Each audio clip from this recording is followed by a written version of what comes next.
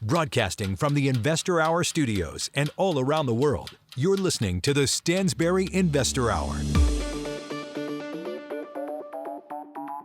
Tune in each Thursday on iTunes, Google Play, and everywhere you find podcasts for the latest episodes of the Stansberry Investor Hour. Sign up for the free show archive at investorhour.com. Here's your host, Dan Ferris. Hello and welcome to the Stansberry Investor Hour. I'm your host, Dan Ferris.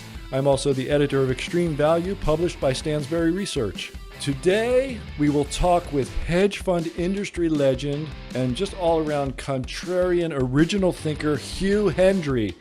I am so excited to have him on the show. I wish we could just do a 2-hour show with nothing but Hugh. It's so cool having him here. This week in the mailbag, questions about life insurance cash and what gold will do in a crisis. And remember, the mailbag is a conversation, so talk to me, call me, leave me a message on our listener feedback line, and hear your voice on the show. 800-381-2357. Call me up. In my opening rant this week, I just want to point out 2 quick things about the recent drop in Bitcoin. That and more right now on the Stansberry Investor Hour. So real quick, just a couple of things, and I'll do a quick quote of the week too. Bitcoin, of course, it peaked a while ago, weeks ago, at just around $65,000, just call it. And then it bottomed recently at around $30,000. So, more than half, like a 54% drop. And a lot of that happened last week, like March 19th to 21st-ish. That was like a 40+% drop in that brief 3-day period. So, wow, what do we think about this? 2 things. First of all, it's the stuff that didn't happen, right? Like no bank went under. The Fed didn't have to bail anybody out. There was maybe some over-leveraged speculators who got crushed. And the whole crypto space lost like $1 trillion of value. Right? And we're not hearing a million stories about the broken financial system and the end of the world. Now, of course, that's because Bitcoin is new and it's not, as widely adopted. It's not as big as the regular financial system, right? So I think that's part of a function, but I think it's also a function of the nature of Bitcoin itself. It was designed. It came out of the financial crisis, really. That's when it came on the scene. Somebody got really sick of the financial system, and he or it or they, we don't know, they're anonymous, created Bitcoin, and in 2009. So it kind of justified its existence, really, I guess is one way to put it. But we didn't see a big systemic collapse because Bitcoin and, crypto had a horrible week and a horrible, several weeks, really. That's the one thing. The other thing that I can't help mentioning is that Ray Dalio, of all people, says he now owns, I saw one article said he owns 6 Bitcoin, which, as I speak to you, is probably worth a little less than $240,000. He's a billionaire, so that's like, walking around money. It's nothing for him. But he owns it and he talks about it and he says, the biggest challenge is its success. Now, what does that sound like to you? To me, that's the biggest challenge of like Microsoft is its success, right? The Department of Justice went after him, years ago. And the biggest challenge of, Facebook and Google and huge social media companies that are like, the greatest businesses that have ever existed is their success. So these comments by Dalio and the fact that nothing blew up, I mean, except for there was an article in the South China Morning Post that said 10 billion of liquidations, some occurred last week, like 19th through the 21st, in that big 40+% part of that drop. And that's fine. It doesn't really, it makes you wonder, a lot of these people were using 100-to-1 leverage. You can do that in the crypto space. So if all these people were using 100-to-1 leverage, where are the blowups and the disasters? Well, obviously somebody, the counterparty on the other side was or the broker or the exchange or whatever the heck, however the market is structured, I don't really know. Somebody was over collateralized or collateralized enough somewhere so that people using 100, and I even saw one thing, 125x, I think is available in Binance, leverage didn't blow up the world. So somebody somewhere is collateralized enough to handle that, right? And just the speculators got wiped out. And if that's all that happens, hey, who cares? A good speculator wakes up the next day and they're right back at it. So I just wanted to point all that out. We got Ray Dalio, one of the most successful investors of the past several years, has Bitcoin in his pocket. He's got Bitcoin and he's an advocate. And he should be, because as he points out, it's a success so far. And it's a success when it crashes 54% and everything's just fine. Okay? Let me do a quote of the week real quick. I couldn't resist telling you this. There's a blog called Fed Guy, an insider from the Fed who puts out a blog, fedguy.com. And he says, control of inflation is moving out of hands of the monetary authorities and into the hands of the fiscal authorities. Future inflation will largely be determined by the level of fiscal spending and taxation, which drains money out of the economy. The one thing the Fed can still do is protect the moneyness, in quotes, of treasuries. That means lower rates and more asset purchases forever, just like the ECB and the BOJ. There is no normalization. We are firmly in a new paradigm. That's the end of the quote. And we're going to talk with our guest, Hugh Hendry, today about inflation, because he has a really interesting idea about it. He says it's a social phenomenon. So I wanted to get that quote in there in your mind. And some things I've said about inflation. So let's do it. Let's talk with Hugh Hendry about inflation and whatever else is on his mind. He's a great guy. You're going to love this. Let's do it right now. Every week I tell you I'm the editor of Extreme Value, published by Stansberry Research, but I don't usually say anything more than that. Well, to my dedicated listeners who are looking to find incredibly valuable long-term investments, I'll tell you right now, my Extreme Value newsletter is a monthly publication that focuses on buying safe, cheap stocks only when the price is right. And I'm not over-exaggerating. Extreme Value picks have earned one of the most impressive track records in the industry.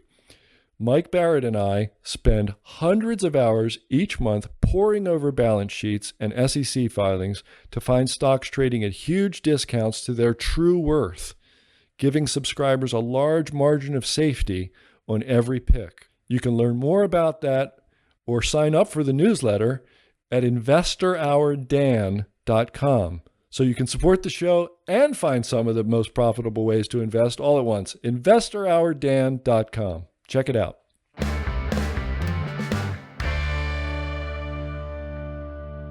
Today's guest is Hugh Hendry. Hugh Hendry is an award-winning hedge fund manager, a market commentator, a real estate investor, podcaster, and perhaps coolest of all, a surfer. Hugh founded Eclectica Asset Management in 2005 after working at Odey Asset Management and achieved a 31.2% positive return during the 2008 financial crisis. In 2010, Hugh was named the most high-profile Scot in the controversial hedge fund sector and was even featured on Financial News' list of the 100 most remarkable people in European capital markets. And he's an all-around great raconteur, I can say. Hugh, welcome to the show. Dan, there's so many half-truths in that statement, but thank you very much for having a renegade like me. Yeah, I dig the whole renegade thing about you, Hugh. With some people, it comes off obnoxious, but with you, it's endearing almost. I mean, I want to hear you, say something crazy like, inflation is a social phenomenon or something. It's just so different from what I hear from anybody else. Hey, Dan, inflation is a social phenomenon. It truly is. We'll get to that. But I often thought it was my thought bubble this morning in the shower. I I'm new to Twitter in the last 12 months, and it is it is enriching my life. And I put something out last night, I just, everyone's been talking about Elon's discovery about the energy intensity of Bitcoin mining. And I thought to myself, what is the energy intensity of Visa MasterCard? Because it's enormous, it's out there. And, you ask a friend on Google and boom, you've got a bar chart, and then you push it out into the decentralized intellectual community. And then, obviously you get bombarded with, vile comments, but when you sift through it, you educate yourself. It's magnificent. But to my point in the shower, I always thought that hedge funds kind of lacked or downplayed the role of a kind of John the Baptist, of a kind of crazy guy, the shaman, who kind of went about it a different way, pursued curiosity and an unorthodox, kind of demeanor. And just sometimes that crazy guy was the one that could just get a glimpse around the corner of time. And that's certainly my modus operandi. That sounds really cool. You should write. That sounds like the beginning of like the foreword for a book or something. You're working on a book, aren't you?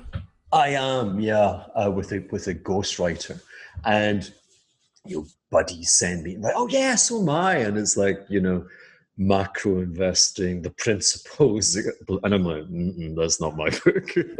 No. My book, we'll see. It's almost done. It's short, and it's that journalistic kind of lazy path from A to B. The mistake that all investors make is that we're going to travel on a linear progression from point A to point B. For me, I came from, if you will, the projects, like a really, really tough, kind of poor and criminal and fearful sort of community in Glasgow, in Scotland. And here I am today, and I'm in this billionaire island of St. Bart's, and feel 10 years younger. And like you say, I did my hot yoga this morning. I'll take some waves later on the board. I'm presently renting a little apartment in town because with my real estate ventures, I own some of the most beautiful houses on the planet. And I'm a gypsy. I move out. I either live in the back of the Defender, or this week I'm in this little kind of nice little apartment by the harbor. Really, you've lived out of the back of your car in St. Bart's? Is that what I heard? Yeah, I think I was saying with Raoul on Real Vision on Friday, the 1st of January. Gee, it was raining, and just the cover on the back. I've got a 110. It's long. You can just. I don't do it that often, but I like a bit of camping. I like to see the stars. I like to think. But boy, when it rains, you just go boop. The drip on the nose. It is impossible, and that was one of the reasons why I ended up entering this year with 27 hours of consciousness, and then 10 days of COVID. Oh man. So you're naturally immune now, I guess. Oh, who knows? But I'm fit, I'm lean, and I'm obsessed. There are my members of my peer group are fiat currency billionaires, and I'm not. But I tell you, you can be a billionaire in different metaverses, and in my metaverse, I am rocking it. All right. Well, you sound like the right guy to have on the show. I can't get away from this idea of, if it's too soon, let me know. But this idea of inflation as a social phenomenon. It's stuck in I heard you say that like last week on Real Vision, and I keep thinking of it. And you didn't really have a chance to get way into it. And I thought, man, I have got to find out what the hell he means by that. Because, everybody says the same. Everybody says, inflation is a monetary phenomenon in all times and places, or whatever that quote from Milton Friedman is. Yeah. And a social phenomenon. I mean, how is inflation a social phenomenon? I don't get it. Okay, well, first and foremost, to put the plug in, about this time last year, so I closed my hedge. I kind of lost the last kind of paying client at the end of 27. Would you believe, in the same week that Hurricane Irma struck the Caribbean and the coast of America, and it closed down my residential properties for about 9 months. So boom, and then I kind of, I had so much of my identity wrapped up there, and, did I fail? Closure is a strange thing. What happens after closure? Is it binary? And I probably went into I went into my own personal confinement, and as is the way with my life, I found myself kind of at odds and with a different cadence to the rest of society. And so, of course, about this time, about 14, 15 months ago, when the world was kind of going into their own enforced enclosure, I was kind of coming out, and I've been very fortunate again that St. Bart's has been one of the, just one of those kind of little bubbles where life has kind of prevailed. Long intro to say that I launched many efforts on social media. I think you mentioned that in the intro. I'm out there with Hugh Hendry Official on YouTube doing podcasts. I've got a neglected but a nice, jolly looking website, which is eponymous. It just has my name without the official. And if you go on there, I believe you can get access, or it will badger you. There'll be a pop-up saying, hey, get the Dawn of Chaos. And so I wrote a paper, and it's to this point of the social phenomenon of inflation. And so I would encourage you to read that. But of course, now I will attempt to preface it. And I'm not seeking to replace the Milton Friedman comment, because it's obviously it's true. But I think it supersedes the monetary phenomenon, changes in the mood of society. And that can be a very large macro description of society, or we can make it micro. And the micro consideration, the mood, which is most important and which I believe has been neglected in the whole quantitative easing debate, is the mood of risk takers, and more, again, narrowing again, the mood of bank lending officers. Because ultimately, money printing in a fractional reserve system, money printing is the domain of risk-seeking commercial bankers extending loans to pay for these liabilities that we call deposits. And being a bank is, and I would love to set up a bank today, but that's another story. When there's a wonderful saying that goes back to a wonderful Canadian strategist, and I'm going to forget his name at the present time, but what is he called? It's not Hickey. He's American. Anyway, the most golden, beautiful, bullish opportunities present themselves in those areas where those who know it best, the insiders, where those who know it best love it least. And that's banking today, and that's kind of like one of my kind of funky things, which would validate why I would love to set up a bank today. But banks don't like being banks today. Banks are fearful of the consequences of lending. And the central banks, in the context of America, the Federal Reserve, has been bombarding this little social community of commercial bankers with reserves, with free reserves.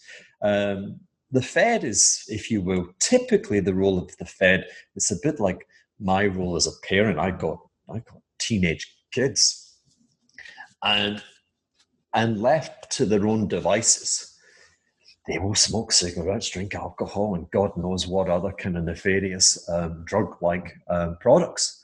And if I'm not there, they'll have all their buddies. I mean, I remember I was in St. Bart's and I got a call from a neighbour saying, we have a 5-story house, and just saying, look, I fear for the kids because they're jumping from rooftop to rooftop. So I'm the Fed, the kids are the banks, right?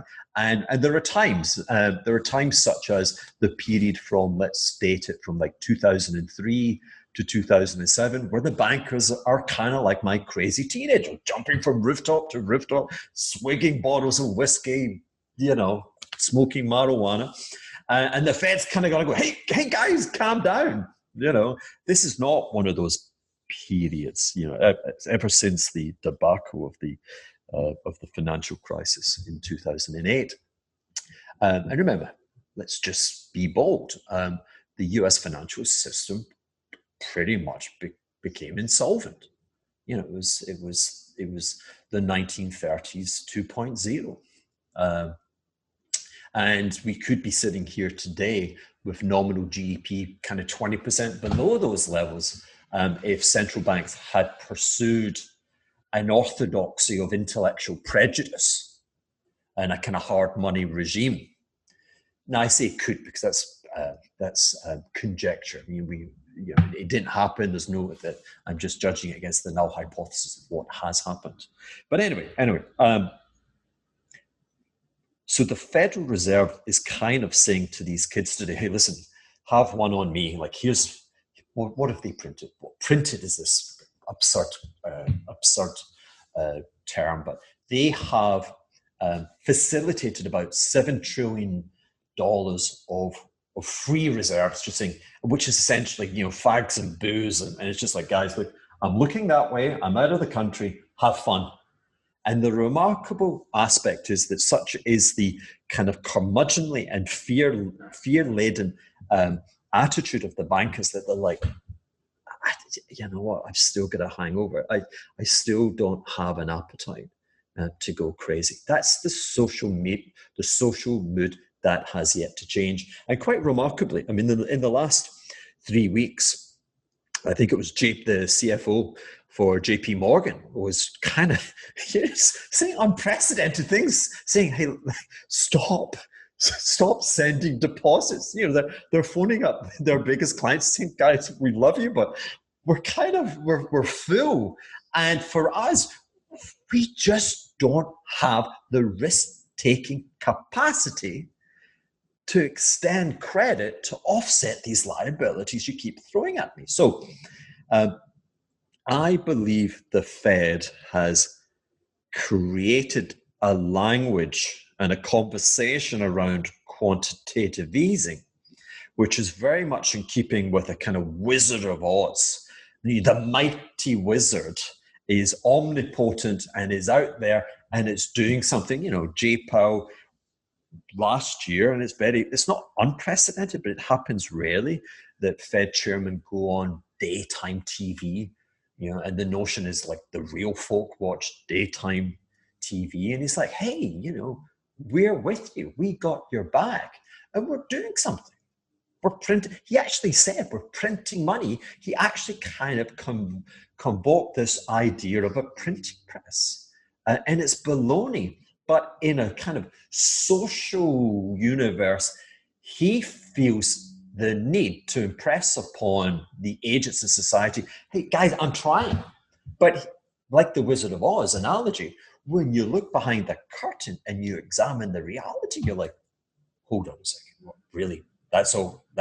This is the omnipotence? The omnipotence is putting $7 trillion of reserves that banks have no appetite to lend?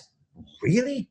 So clearly, we had a profound drawdown in nominal GDP, and we had layoffs and unemployment, which surpassed. I'm going to use the benchmark of the 1973-74 economic recession, because when oil initially went from $2 to $10 in terms of crunching GDP declines. That was enormous. And yet, obviously last year just took it out. It was just far greater. And so and that was normally these things are brought about by dysfunctional behavior by risk takers, bidding up house prices, bidding up technology prices, etc. And then when they fall over, getting into difficulty, or bidding up the oil price and creating shortages.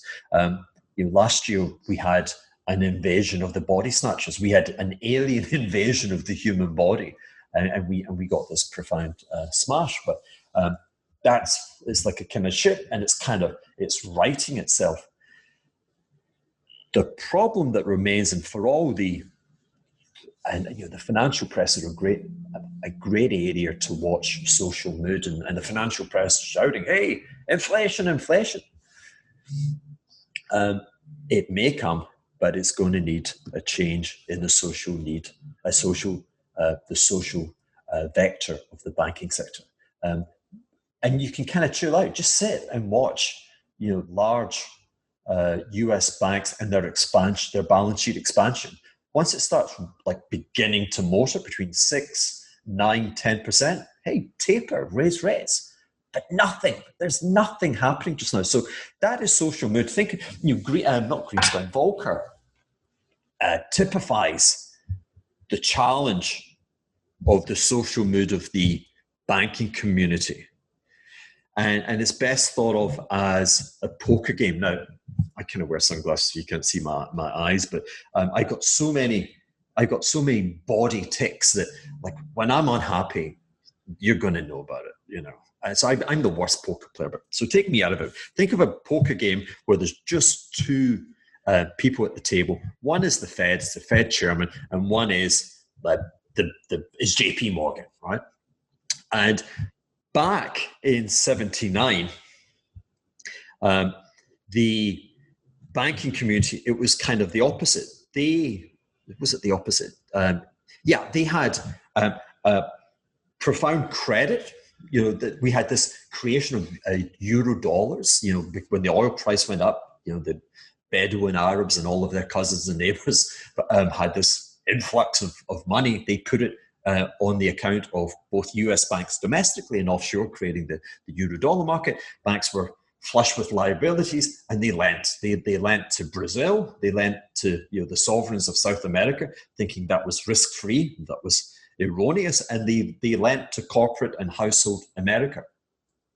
And a bank is like a hedge fund, and it only has two options. It can invest in US treasuries, bills, or it can invest in free enterprise corporations and the personal sector. And all of its time, it's just kind of trying to make decisions between the two. And what I'm saying just now is the banks are like, boom, fully. They're like, we want risk-less assets, okay? But back then, the banks were like, we want kind of risky assets. We want loans because we're fearful of inflation, and at least we feel we have inflation protected, embedded in the smart loan contracts that we have with our clients.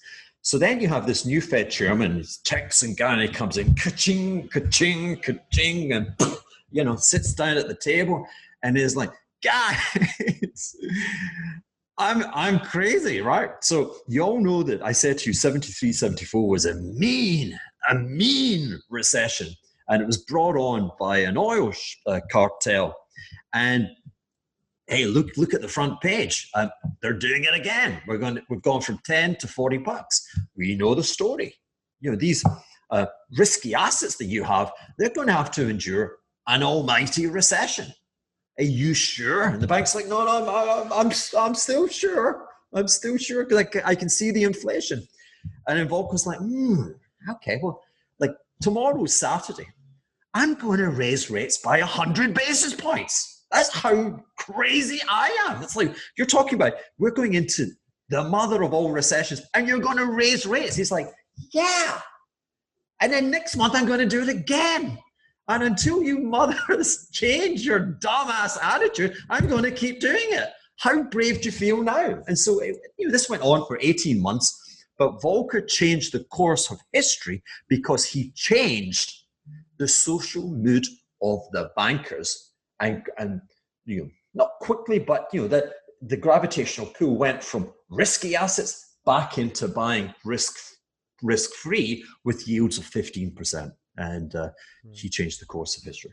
Right, the beatings continued until morale improved. But here's what I don't get, and I'm glad you went through all that. I have read the piece, but I read things and I stop and I read. I probably haven't finished it because I read in all the wrong way. I start at the end, I go to the middle. It's a mess. But here's the thing. Maybe I'm making a mistake in differentiating QE, which, as you point out, QE, you're swapping a dollar. The Fed maybe prints that dollar, right? That's what Bernanke said. We go to the computer and we mark up the account. And then they switch that dollar. They take income producing assets out of the system and they leave this dollar reserve. And if it doesn't get lent and spent, who gives a crap, right? Like you're saying. But I'm differentiating that from what is traditionally called monetization, right? When the government says, okay, we are just going to spend, and we're going to do it by borrowing a couple of trillion, and we've got programs because, let's say, as you put it, the invasion of the body snatchers happened, and we responded to it in a particular way, and it was worse than the Great Depression for 6 months or something. And so we're going to do the spending. We're going to, in other words, to me, that monetization event is like the government saying, okay, so the social mood isn't changing. We're going to step up and be the first in line, and we're going to go big or go home, and we ain't going home. That's what I'm seeing. That's how I look at it. Am I wrong to see it that way? Am I wrong to differentiate in that way? A little bit, in that constitutionally, can I say constitutionally? I don't think I can. But the Federal Reserve Act updated for 1935, and here I'm just you got. I mean, full transparency. I am enrolled, and I would encourage others to be enrolled in the Eurodollar University put out there by Emil and Jeff Snyder. If you are a young Turk and you're harboring ambitions to work in a macro hedge fund, if you were to come to me and you could not quote chapter and verse from what Jeff puts out there on that thing every week on his YouTube channel, I'd show you the door very quickly.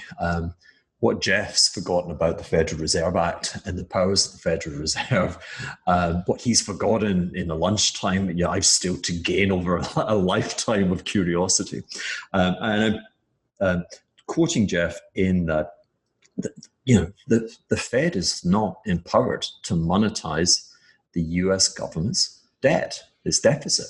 So you have to remember. And it kind of all sounds like semantics, but it's not. It's clearly not, because we don't as yet have inflation. More importantly, again in terms of social mood, whilst there are relative price increases, whilst there has been a movement in long-term bond yields, long bond yields are still hovering around about 1.6, 1.7%, even with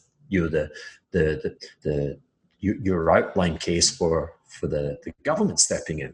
Even for Stan Druckenmiller saying this is the most, Larry Summers, this is the most irresponsible U.S. government intervention we can ever think of, and yet 1.6, 1.7. You could extend that to five-year forwards with inflation curves, and again, experts, the people whose social mood has to change, not changing. They're like, this is nothing. So Federal Reserve quantitative easing and how it would interact with these larger and larger deficits. The Federal Reserve is issuing perpetual liabilities to purchase those bonds from the private sector. And so it is not technically, and I think in reality, there's no monetization going on. And where Jeff I think really nails it. Why all of these, hey, Japan's public government debt to GDP in the last 25 years, and I'm making this up, Dan, but I want to say it's gone from like 45% to 245% of GDP. And nominal GDP has been kind of, Goldilocks, not too hot, pretty much, certainly not too hot, and kind of verging on kind of a little bit too cold. And so what's missing? The thing that's missing again is the verve of the entrepreneur, of private sector commercial agents saying, my pecker is up. Forgive me if that's a misogynistic term. I bring it on. The ball is this size. I want to take risk. I'm looking for partners to take risk. And we're not seeing that. I find myself on the other side of a quasi-religious a religious debate about the 10-year yield getting to what it was, 43 basis points last year. Did it get there? And after at the height of the TMT bubble, Fed rates were like 5. Long rates would have been 5. So we've gone from over 20 years, we've gone 5 to kind of, let's call it 0. Was that because the Fed did QE? Or was that because of the economic climate? And I would say it's the latter. It's that social mood, that there was a desire on the part of private commercial risk-seeking entities that they denied themselves risk-seeking opportunities. The reward wasn't sufficient, and all they lusted after risk-free, risk-less securities, and that would extend itself from 10-year treasuries to Amazon, to Netflix. With the invasion of the body snatchers, with the greatest economic decline in our lifetime, we got data, we got observation points, we got to see businesses which remained not only robust and intact, but expanded. And so you kind of put the two together, you go, wow, we just had like the biggest nominal GDP contraction kind of almost ever. We've just had the biggest explosion in adult unemployment ever. And these businesses' profits went up. They are riskless. And therefore, there's no intellectual ceiling on the valuation that I can pay for them or justify paying for them today. And by extension, that took treasuries to 0% yield. So I fear I've meandered away from your question, but I like the government saying, hey, we got it, our pecker's up, kind of doesn't matter, because that form of spending is one-off, whereas we're talking, Raoul's out there with his exponential age. The power of private sector money printing is that it's exponential, that it draws in the fractional reserve system, that I take a loan, I create commerce, I succeed, and then there's a whole kind of universe around me that starts copying me, and then banks are lending, and off we go. That is not initiated by bureaucrats in Washington. And that's not a value judgment against them. It's just not the nature, again, of risk and culture and social soft factors. Okay. I'm all right. Let's say I'm buying this. Your bullishness then on commodities, usually that has a lot to do with inflation expectations, but yours apparently does not. And I know you're saying, well, you thought we had the third wave, after the financial crisis, but you think we're on the cusp of a third wave of commodities kind of outperforming here, correct?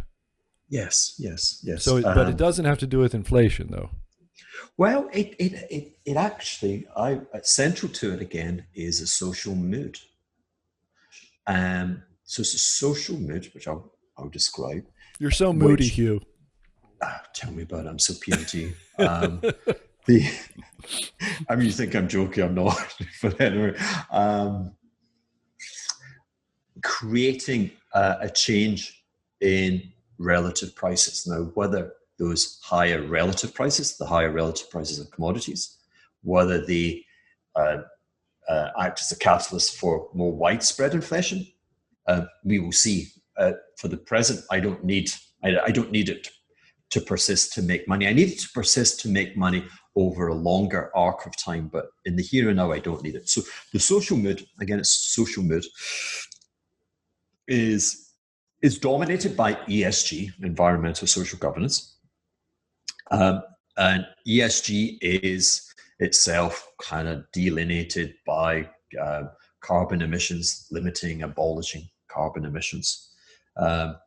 All of that, I believe, is a function of a society which is rich.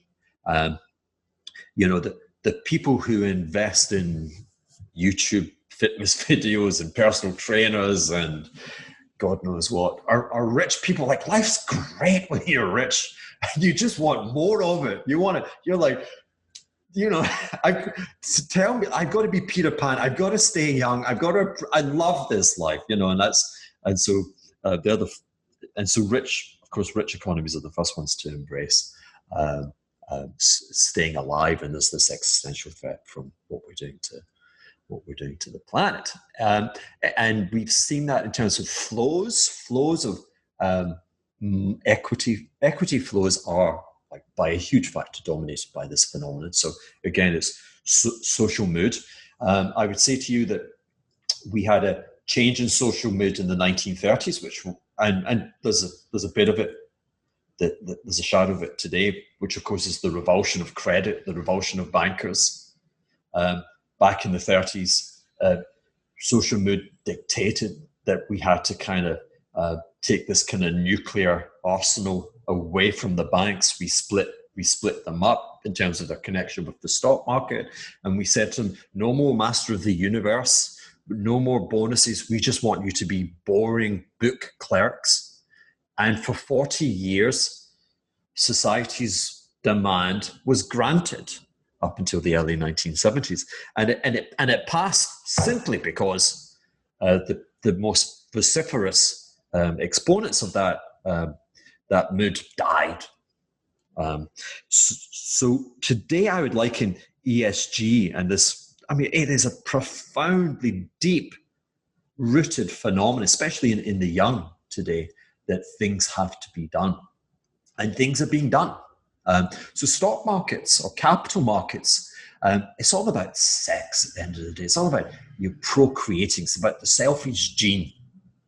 And what markets do is they like things. They really like them. They fall into love with them. And these things go up. And you get reflexivity, which comes in and accentuates it. But the market's saying, we love this so much.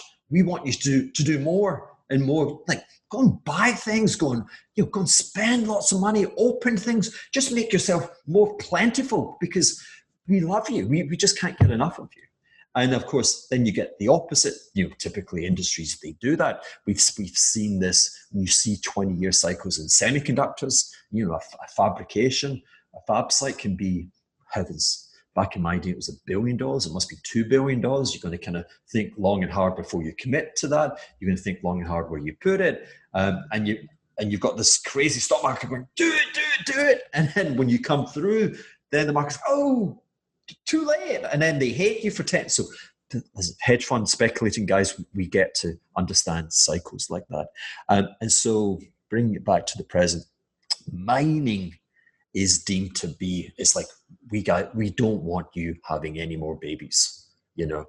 We don't want you procreating. We want you to disappear. I think we saw the International Energy Association saying by 2050, like, no more mining projects. I mean, I'm paraphrasing a little bit, but saying, we want you to die. If you're not investing like that, you're not going to have a future.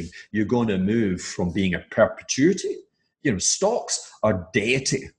Stocks, the underlying preposterous assumption behind any stock in the stock market today is that it's a godlike creature that will persist in infinity. And what ESG is saying, we are taking that deity away from you, and you are going to expire.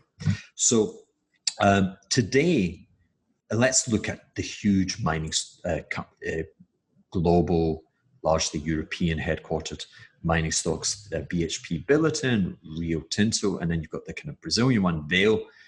They're like, we hear you. So normally the signal is, Amour, I'm in love with you and I'm bidding your price up. So I'm giving you the green light.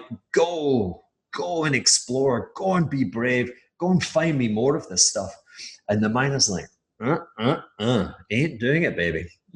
I kind of, two things. I listened to you crazy guys between 2009 and 2011 when you took gold from $600 to $1,800 and everything else. And you told me, I listened to you, and BHP spent $20 billion in capex in 2012, and that was just one company. They all did. It was all poorly timed, and the sector lost 75% of its value because of the value destruction. So 8-9 years later, like, I ain't doing that. Plus, I've got ESG guys on my board, my biggest shareholders. Every damn question I got to answer is, trying to kind of justify our existence. So you know what? Instead, Billiton is going to give you $20 billion in cash. Look, here's the money back. We're not procreating. You go and procreate with windmills and solar panels. Okay, so the money which would create a supply response to the last year's price increases is not going to happen, which is to say that the price increases are going to be accentuated until something gives.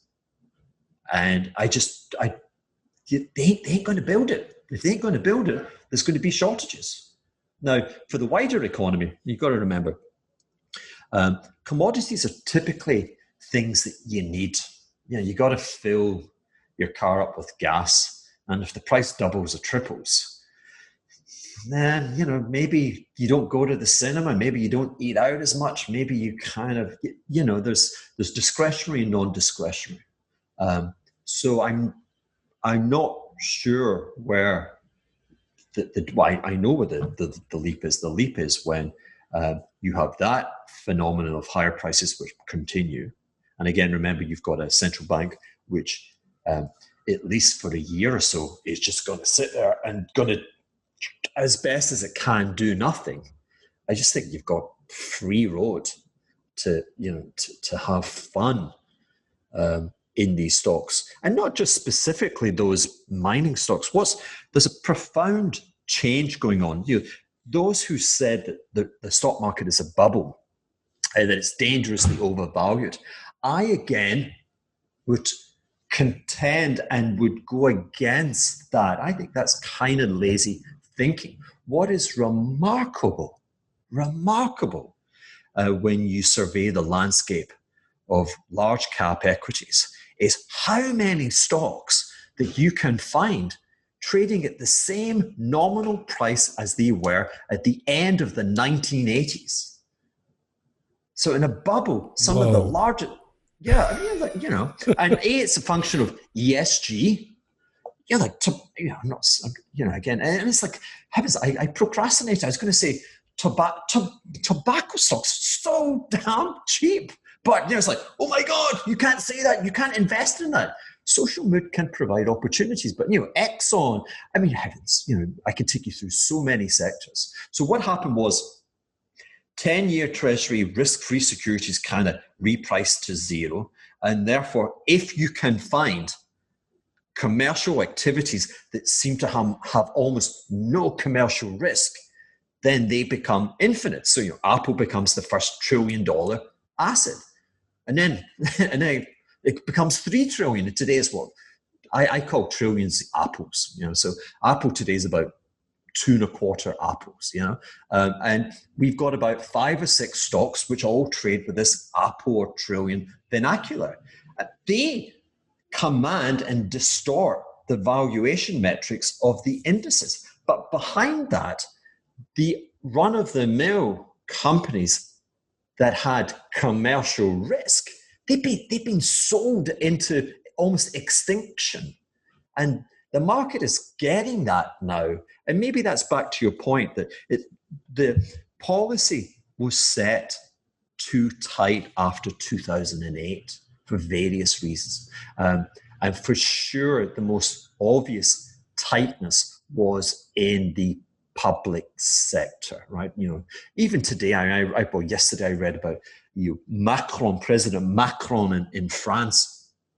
I mean, he should lose with social mood. The election is next year, and he's going to be up against Marie Le Pen, and she's many things. She's populist, but she comes with a kind of, a kind of dirty background and kind of fascist-like father, and they've been trying to leave that behind. But she's populist, and France should be the sovereign should be spending like America, and it ain't.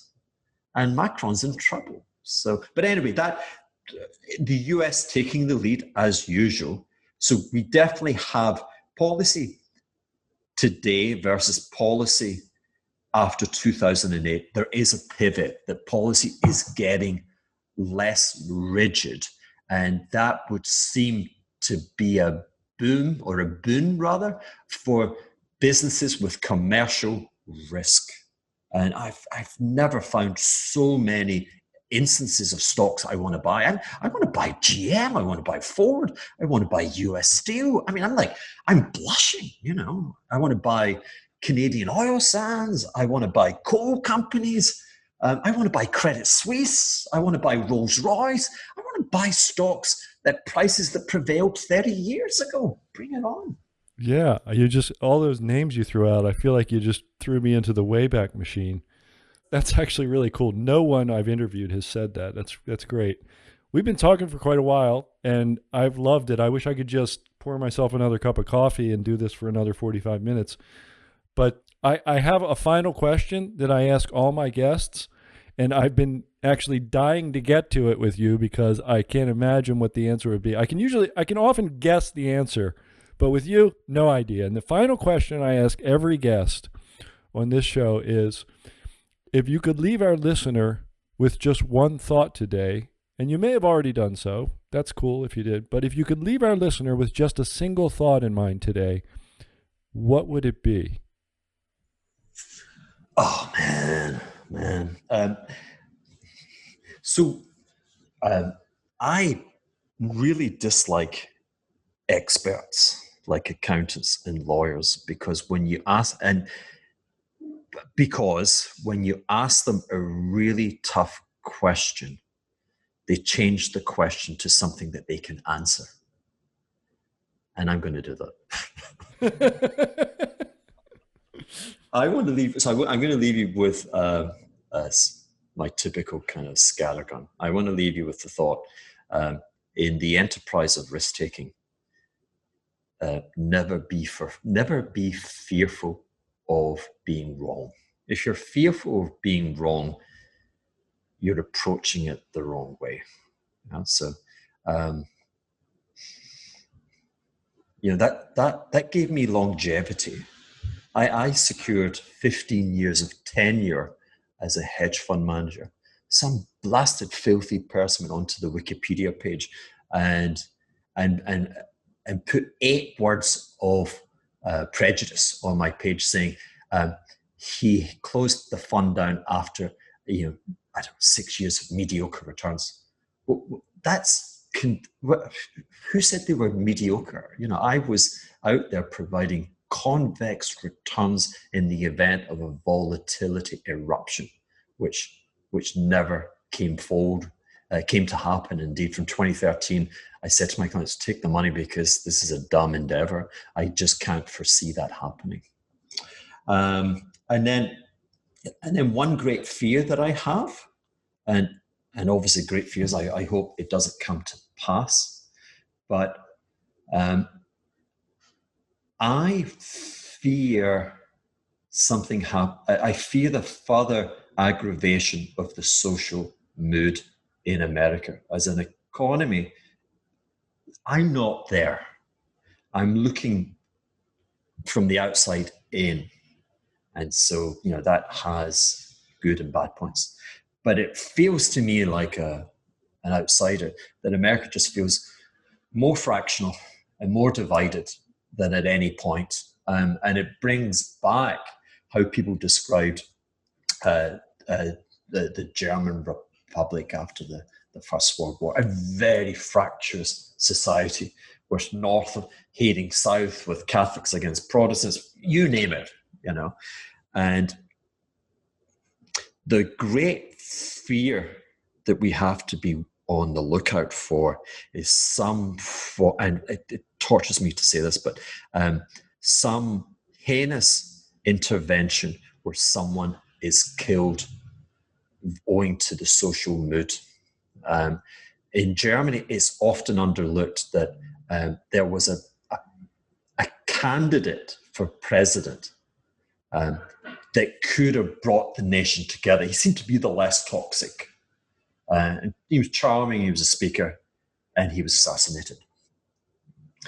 And that was the dawn of chaos. Like, once you start killing politicians of that stature, all bets are off. There's no smart contract to protect you. We saw the same thing, I want to say, in about 1935. They had the Japanese had a kind of John Maynard Keynes character, spent a lot, ran up big budget deficits, and that was a boom for the military complex, and they militarized, and we all know what happened. But from about 1935, he kind of job was done, and he wanted to rein back the liquidity, and of course that was in contravention to what the military was planning in the years ahead. They assassinated the guy. They basically lined him up against the wall, and boom, he now features. He's the only central bank governor, certainly in Japan, to feature on a banknote. I think the 50 yen banknote. So God forbid, we and last year, with obviously we saw something begin there with death. We got to hope that stays out of the kind of upper echelons of the political system, because a death assassination would be the dawn of chaos, and then I think we would be looking at some hideous outcomes. But for the time being, and that's the probability of that, thankfully, I think is still remarkably low. And I think the probability of making money from making money against this kind of crazy cult called ESG, which has left some unbelievably cash generative businesses trading at unbelievably high, highly attractive valuations. For me, that's the zeitgeist just now. So there you go. So in some ways, one of the best answers I've ever gotten, but in one way, of course, the worst, because it was like 5 things instead of 1. But it was a cheat. Yeah, it was a cheat. It was a good cheat, Hugh. A very good one. Thank you. And listen, thanks a lot. I will definitely be inviting you back onto the show. So just prepare for that email in 6 or 8 months or so. Love it. Thank you very much. All right, Hugh. Enjoy the sunshine. Thanks a lot. Okay, take care, guys. Thank you very much. Bye. Bye-bye. Wow is all I can say. That was certainly one of our longest interviews, and I knew it would be, because I know once Hugh gets going, it's hard to stop him, and I don't want to stop him. I could do this for another hour, I feel like. But I hope you realize that you just got an incredible education in what you might call like global macro investing. That's what Hugh is. If you've heard that global macro is dead, I mean, he just threw out 5 or 6 names. And he also mentioned, the other day I heard him mention a steel company too. And he mentioned steel. He said U.S. Steel. And he mentioned ThyssenKrupp, a German steel company. So, I mean, that was loaded with names and loaded with viewpoints that we will just never hear anywhere else. That view on ESG as being a reason to buy mining stocks, I don't know if that's a reason. I don't know if you're going to hear that elsewhere. It was great. Loved it. All right, before the mailbag, I wanted to quickly tell you about our show next week, when I will interview Wall Street legend Mark Chaikin. Mark hosted a webinar Tuesday night viewed by over 30,000 investors. He reveals a small cap stock that he thinks could rise over 500%. He will also reveal his big prediction for post-pandemic America and where to put your money immediately. His service reviews tomorrow's stock ratings on Wall Street to see which of 4,000 stocks could realistically rise 100% or more.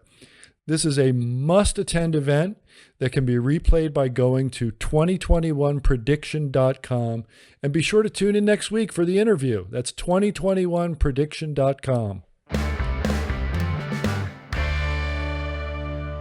In the mailbag each week, you and I have an honest conversation about investing or whatever is on your mind.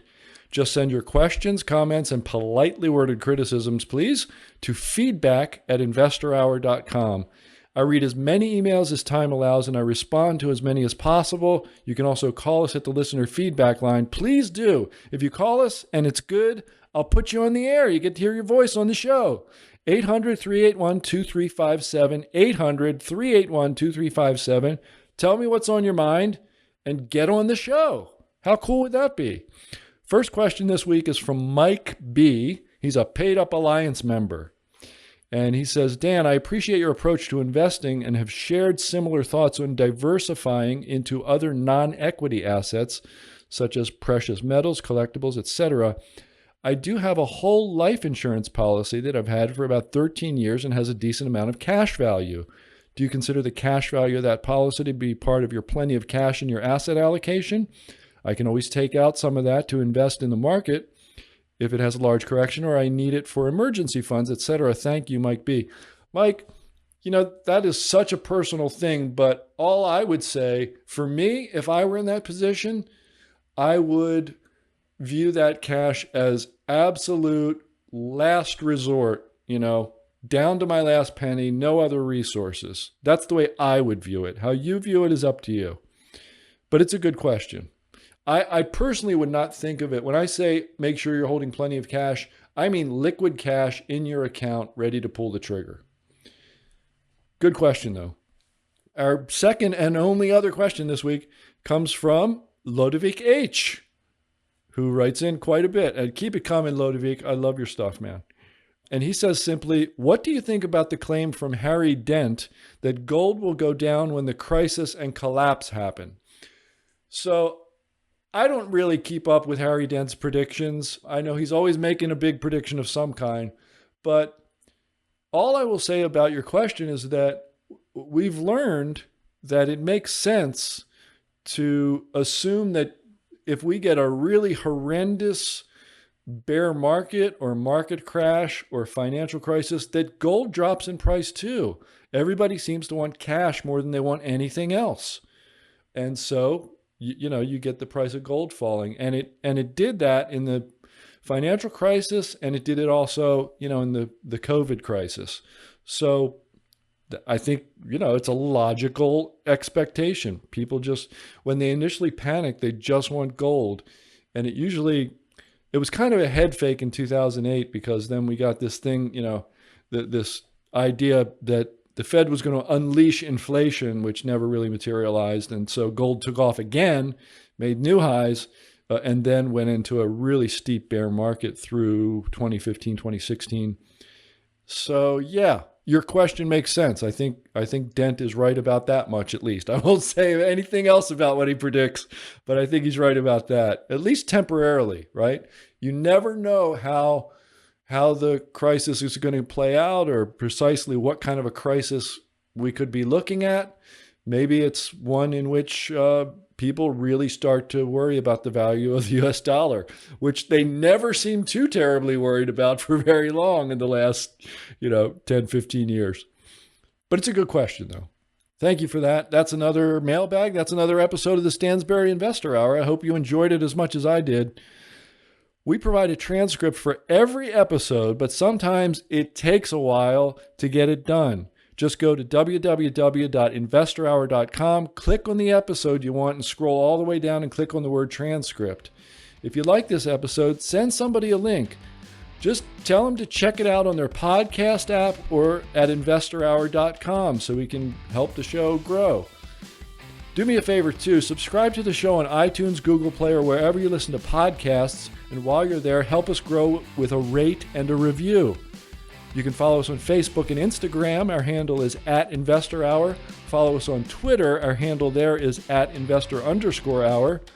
If you want me to interview somebody, tell me about it. Drop me a note at feedback@investorhour.com or call the listener feedback line and get your voice on the show, 800-381-2357. Tell me what's on your mind. Till next week, I'm Dan Ferris. Thanks for listening. Thank you for listening to this episode of the Stansberry Investor Hour. To access today's notes and receive notice of upcoming episodes, go to investorhour.com and enter your email. Have a question for Dan? Send him an email, feedback@investorhour.com. This broadcast is for entertainment purposes only and should not be considered personalized investment advice. Trading stocks and all other financial instruments involves risk. You should not make any investment decision based solely on what you hear. Stansberry Investor Hour is produced by Stansberry Research and is copyrighted by the Stansberry Radio Network.